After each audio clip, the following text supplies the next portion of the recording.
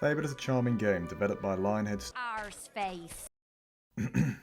Fable is a charming game developed by. Fable is a charming game developed by a Lionhead studio. Oh! Come on! You know, that's not big and it's not clever. Right, let me start again.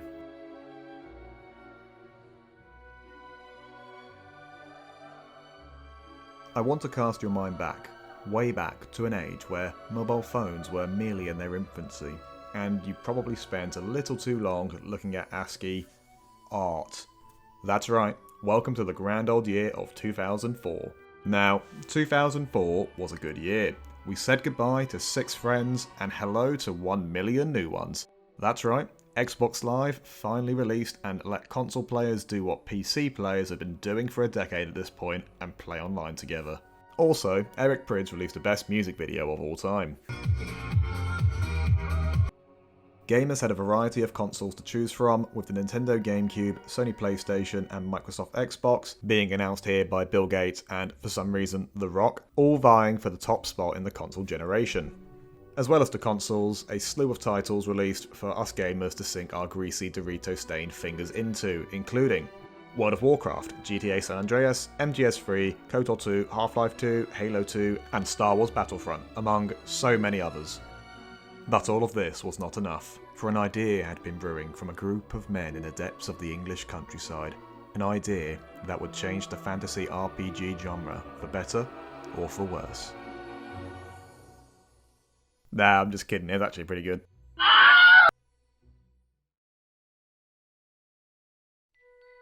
Fable was released in September of 2004, being developed by... You're waiting for me to say Lionhead, aren't you? But it's not. Fable was developed by Big Blue Box Studios. Don't be surprised if you've never heard of them, because I'm pretty sure Fable is the only game they ever developed, although under close supervision from Lionhead Studios, the name more commonly associated with Fable. So if you've watched this far in the video, you've probably played Fable. And if you haven't, what the fuck is wrong with you? Go play Fable. Go. Now. Now. Anyway. If you've played Fable, you probably know that it launched to critical acclaim and the sales to back it up, ultimately becoming the 3rd best-selling game on the original Xbox, only behind, of course, Halo 1 and Halo 2. Believe it or not, it spawned 2 sequels, aptly named Fable 2 and Fable 3, several spin-off games, the less said about those, the better, and a reboot of the main series game to grace our home consoles at an undetermined point in the future. And of course, in a retrospective video about Fable, it would be horribly rude of me not to mention the 2000s love him or hate him man of gaming, Peter Gender Confused Molyneux. Yes, I am a woman. And here's a quick plug for Fable Anniversary, a remake of the original game, which you're seeing the footage of now. Seriously, just go play it. Now, this is the part where you're expecting me to say Peter Molyneux founded Lionhead Studios, but that would just be baseless propaganda. It was in fact Tim Rance who founded Splinter Studios Limited in 1996. See, right here it is, in the company's house. TIM, not P-E-T-E-R. This was later renamed Lionhead Studios just before 1997, with Steve Jackson, Mark Weebly, and the legend himself Peter Molyneux joining around the same time. Now, the astute and scholarly of you may recognise the name Steve Jackson because he was one of the co-founders of the Games Workshop, the company that went on to create Warhammer 40k, the most popular miniature warfare game in the world for people who still live with their parents. Essentially, these guys had a lot of fantastical ideas that would help create the world of Fable. Okay, so, starting with humble beginnings, the name Lionhead came from Weebly's hamster at the time, which Weebly remembered fondly. As soon as we called the company Lionhead, my hamster died. It was a death wish. The 4 men were all entrepreneurs with varying degrees of success in their fields, who had come together to make Lionhead Studios with the focus. It would focus on making high quality games, but avoid falling into the trap of growing too large. And they did this working out of the bedroom at Peter's mansion in Guildford, Surrey, hiring names that would go on to break ground in their respective fields. To capture the audacity of Lionhead, I'll share with you one of these people. Enter Demis Hassabis, whom Peter worked with at his previous company, Bullfrog Games. Hassabis was a graduate of Cambridge University, who worked as the lead AI programmer on Black and White, Lionhead's first game, at the age of 25. He went on to found DeepMind, an AI research company, and these days he plies his trade as one of the UK government's leading AI advisors. So I think it's pretty safe for me to say Lionhead are pretty ambitious. So now, with the talent and with the capital, they were ready to make their dream a reality. The only question left was actually, what are they going to make? And how can they pitch this to a publisher? Now this is where we circle back round to Big Blue Box Studios. Big Blue Box Studios was founded by the two brothers Simon and Dean Carter, along with their friend Ian Lovett. Again, ex-employees of Bullfrog Games. Noticing a pattern here. In the 90s, the Carters, Ian and team were working on a game they called Wishworld. Not much was known about Wishworld until 2019, where Chris Bratt of People Make Games conducted an interview with Molyneux, and Molyneux revealed that the origin of Fable was in fact Wishworld. This wasn't enough for Chris, and he went on a mission, eventually conducting an interview with Dean Carter, as well as getting access to the original design document of the game. As Carter describes, here is the original idea for Wishworld, the game that would become Fable. And so you'd appear on this big, blank, very threatening looking, vast rolling sea of black sand. And then the first thing you do is take a deep breath and you would focus your will and you would grow a section like that. And all things that would normally erupt from that terrain. So if it's a forest, trees would start to erupt and little mushrooms and bits of grass and whatever else. First of all, we'd be running around, transforming this landscape. And if you were after, fire magic stuff, you'd be cracking the ground open and lava would start to rise. And then little mountains would come up and they'd turn into volcanoes. So that was really what the game was going to be like. All this landscape erupting all over the place with you and how many other players were doing it. And more weird things being generated as more and more territory was claimed. And for me, ultimately, apart from the fantastical setting, this sounds really different to Fable. The build shown is a very late version of Wishworld, which would very shortly become Project Ego. From the footage and still shots, you can very obviously see the bare-bones origins of Fable with the third-person viewpoint, the UI, three forms of attack, and a familiar village name that went on to appear in each subsequent Fable game. The design doc too details a very different game, although there are some remnants such as Lady Grey and Balverines that would make it into the Fable franchise. After struggling to find a publisher for Wishworld, the Carters, using their connection to Peter, became part of Lionhead's satellite program, a program that allowed small studios to leverage off the creative and monetary resource of a larger studio, Lionhead. Through being part of this program, the Carters and Lionhead developed a new idea while working out the spare bedroom at Peter's house. This new idea was to incorporate the good and evil system being developed for Lionhead's other game, Black and White, and of course good old dry British humour. A lot of these ideas would come from drinking sessions at the local pubs in Surrey, likely followed by stumbling home past Guildford's very own Guildhall, which I'm sure totally didn't inspire Fable's Heroes Guild or the Heroes Guild seal either. The changes, along with the allure Lionhead were pulling from their upcoming 2001 hit Black and White, was enough to get publishers interested. The Carters recount this in their development blogs of Fable early in 2002, though with varying degrees of success. Publisher 1. Hey, that's fantastic. Can we show 13 of our key people? Sure. Hey, that's still fantastic. We've ceased trading. Publisher 2.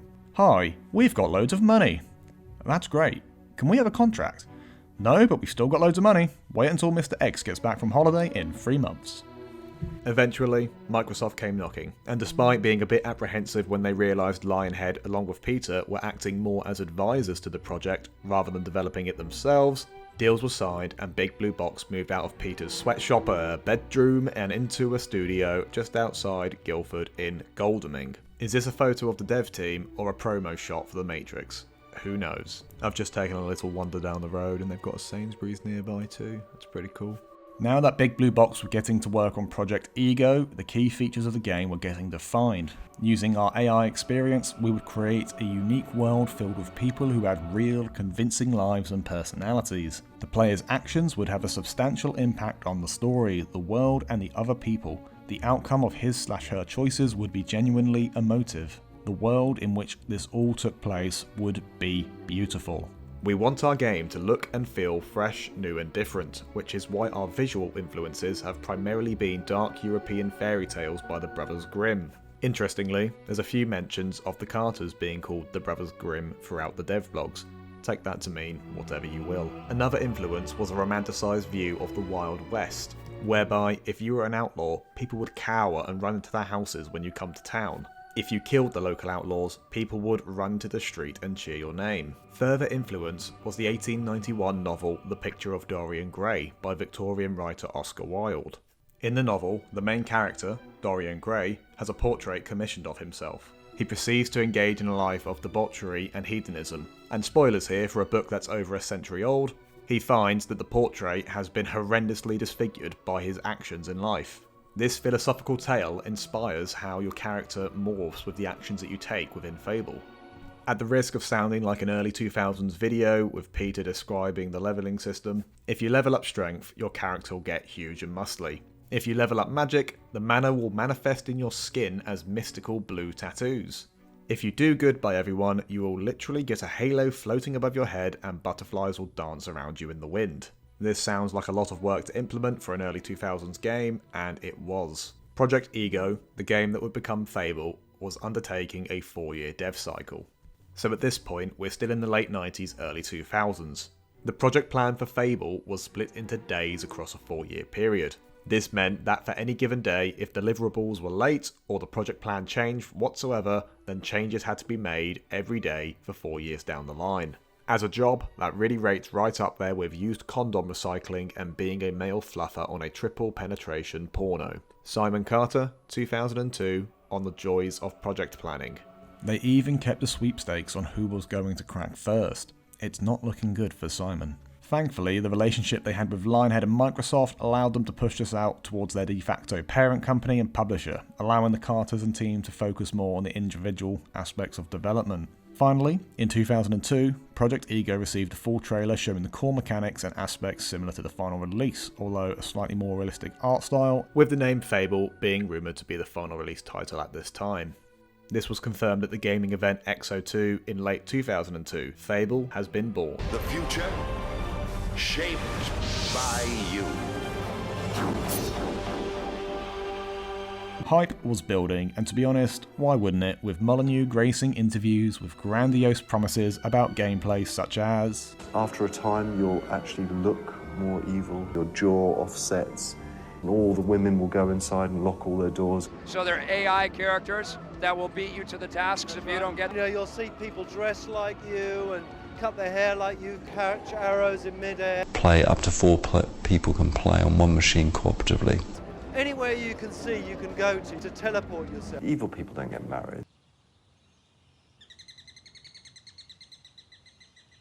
Yeah, none of that happened. I could make an entire hour-long video itself on Peter Molyneux. Luckily, I don't have to because there's loads out there already. Anybody who knows who Peter Molyneux is probably also knows that he's got a bit of a reputation for telling horrendous lies about the games he's developed. Most of this involves just exaggerating the features that will be in the final game, but when you tell people that there's going to be these features and the game ends up being nothing like what you've described, yeah, people are going to be kind of pissed. And just for completeness, here's a list of all the ones I could find with 10 minutes of Google searches. My personal favourite being that you can plant an acorn as a child and come back later in the game and it will have grown into a full tree. Don't get me wrong, I'm sure all of the features mentioned were actually planned to be in the game to begin with, but with an ambitious project like Fable, things get cut. I mean, even in this video, which is a relatively small project, I've cut ideas and segments, and that's without Microsoft breathing down my neck about hitting a release date. Speaking of which, Fable didn't hit theirs. After a good showing at E3, a 2003 release was on the cards, which then became 2004, and finally, we've come back around to September 2004, and Fable hits the store shelves. The adventure begins.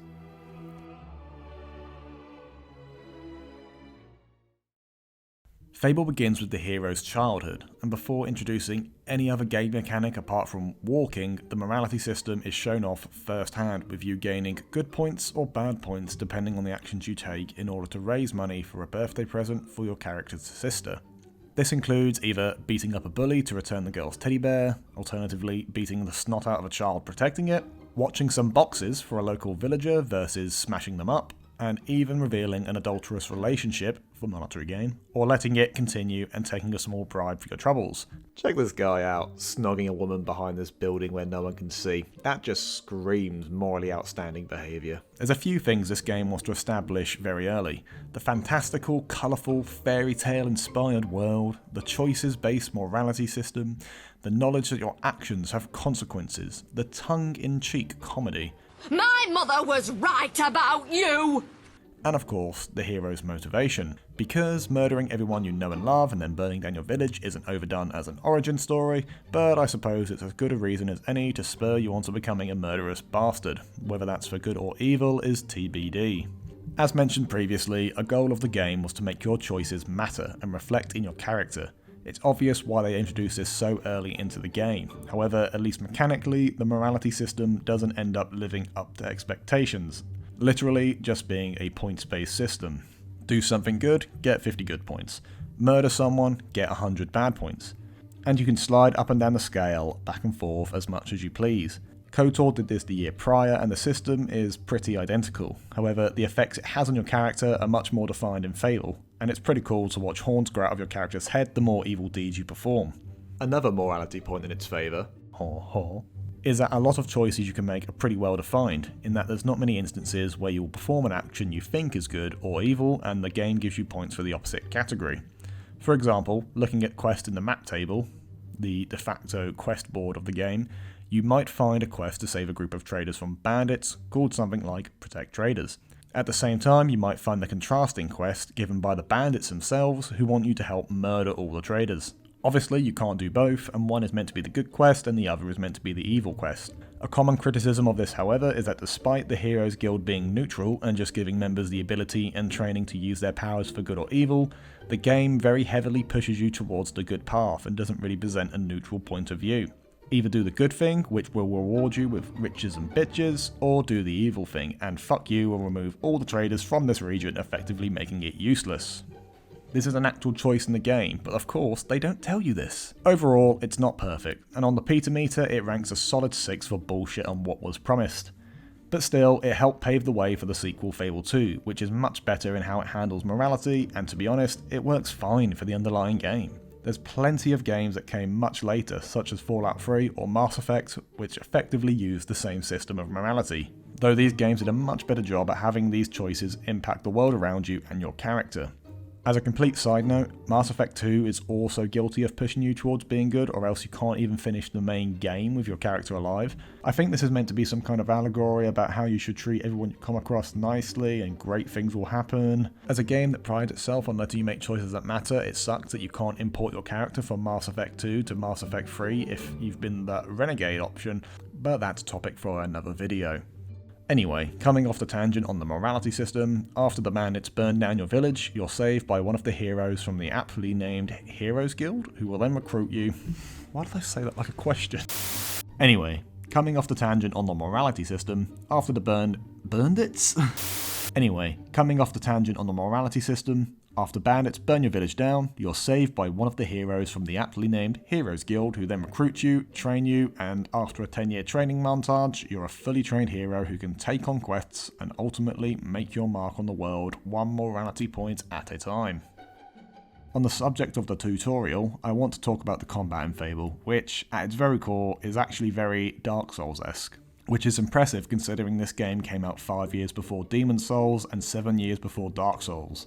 You've got your basic movement system in Fable in the left stick, a sprint button, your combat roll, and a rudimentary lock-on system.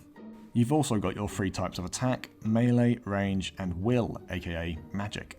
The melee system is very simple. Mash an attack, block your enemies, roll, do a block-breaking heavy attack, and repeat. Sounds simple, and to be honest, it is. But it's actually very difficult because Fable doesn't buy into the hero's plot armor and multiple enemies will surround you and attack you all at once. Before you get into trading fisticuffs with the rapscallions of Albion, you can snipe a few from afar with a well-placed headshot and get this very satisfying and comical scene where a bandit's head pops off and spins around as their lifeless body falls to the floor. It's quite funny and it doesn't really get old. If magic is more your kind of thing, then there's a variety of spells, both offensive and defensive, you can use to strike your foes, or mix together to supplement with your melee or range, such as a spell which slows time for your foes, and another which lets each strike of yours count as 5. And you needn't worry about choosing what you want to specialise in, because by the end of the game, you'll likely have maxed out all the skill trees anyway. At its basics, it's quite a fun challenge, and can be very difficult at times. However, it's very open to manipulation. You can very easily make a build that stops you from taking damage, lets you hit enemies for about 10 times normal damage. Combined with the fact you can spam magic potions and health potions to your heart's content, it literally breaks the combat and makes you a god.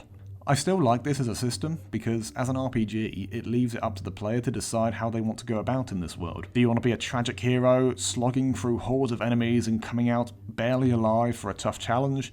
Or do you want to be an unstoppable force running down anyone who opposes you? I highly doubt this was a designed feature for the game, but it can be fun doing both, especially if you limit how much you use your potions by choice for a bit of variety in the gameplay. Either way you choose it, it really pulls you into the world and supports the world building. Coming back to the tutorial, it's very quick and has a few extra steps in there. You can wander around the guild and pick up some side quests, do extra training for some extra weapons, or just blast through it. The choice is yours, just as we were promised. After the tutorial, if you're not hungry enough to get questing enough already, the devs play a really cool trick on you. Essentially, to take quests in the game, you go to the map table in the Heroes Guild, effectively a quest board. The first time you do this, there's quests that you can't take yet. One fighting a snow troll in the tundra, one quelling riots from villagers complaining about tax increases, and another ridding Witchwood from minions. The trick is, these quests are impossible to take. The game hides behind the renown system, essentially fame points you get for completing quests, by saying you don't have enough renown to take these, but the thing is, it's impossible to take these quests. Not only can you never get enough renown to take these quests at this point in the game, even if you did, the quests aren't programmed, literally called dummy quests in the game files. Without even knowing it, Fable tricks you into imagining the world itself, the snow trolls off in the snowy peaks, laying into a bunch of poor villagers who can't pay their taxes, and before you've even taken your first quest killing a fat wasp, you're already picturing the really cool shit you get to do later. Not even that Fable needs to trick you into building a world, because Fable itself is a storybook of a place. You move from lush forests, through to dark foreboding woods, back out to coastal towns and camps, small forest hovels, underground caves, snowy tundra, graveyards, sewers, a sex dungeon, prison, most of which are populated by wonderfully designed enemies that you really feel would live in a world like this. And there's other really cool mechanics that help pull you in further into the universe. One of these, for example, is the boast system, because in the Fable universe, heroes that take quests will essentially go stand on a massive platform and announce to the general public that they're going to go kill the local bandits whilst completely naked. In doing so, you get more famous and you get paid more. I mean, it makes sense. People do this shit in real life. Some guy will go over a waterfall in the barrel, and then 5 days later, some other guy will go, you know what, I'm going to do that, but absolutely bollock naked. And of course, Fable would not be Fable without the original soundtrack, composed by Russell Shaw, who also composed for other Lionhead games and went on to do so for the further Fable games. Shaw directed an entire studio orchestra to create the Fable soundtrack, and for Fable's title theme, he worked along a guy called Danny Elfman.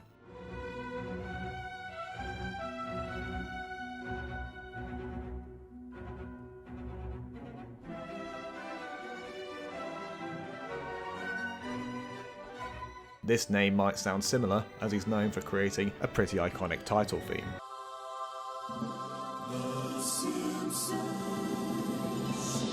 Yup, that's the guy. With the care and attention to detail paid to the beauty of the world, seamless mixing with the soundtrack and the NPCs that populate it, Fable is a gorgeous and diverse world that pulls you in and always leaves you wanting more. I will say though, I'm not completely naive. Fable is not a perfect game. There's the aforementioned build that makes combat a breeze. Even in the remake, there's frame rate issues in the main town, infinite money glitches, you can get stuck in the geometry, infinite XP, a glitch to get the strongest weapon in the game early, among loads of other bugs. Most of these you won't find by accident, however, and you'll actually have to be looking for them to perform them. I had to reset once during my playthrough when I rolled and got stuck into a wall, but that's about it. Still, in a game that prides itself on making you feel like you're an absolute legendary hero, it does bring you up the game to be defeated by a 4-foot stone wall. It's quite comical, in fact. And using this as an amazing segue to comedy, Fable's use of wit and humour is unparalleled for a lot of games. Unlucky hero, maybe next time. The game world of Albion and the people populating it pull a lot of influence from what the world calls dry British humour. That way, you great big Balverin turd. It's very sarcastic, self-deprecating, and even really dark in some places, charming in others, and downright hilarious. It's things like taking a quest from a sweet old lady to return her grandchild who's gone missing, rescuing him from an evil spirit in a cave, and when he finds out you're taking him back to her, he tells you she's downright horrible and he'd rather go back and die in the cave. I think I've had a few too many. As soon as you return him and get your reward, he runs away again. It's things like this that really highlight the humour of Fable. It's grounded in reality, and it really mirrors the morality system for the character. There's both good and bad going on in this world outside of your character and the choices that you perform. S-H-I-D.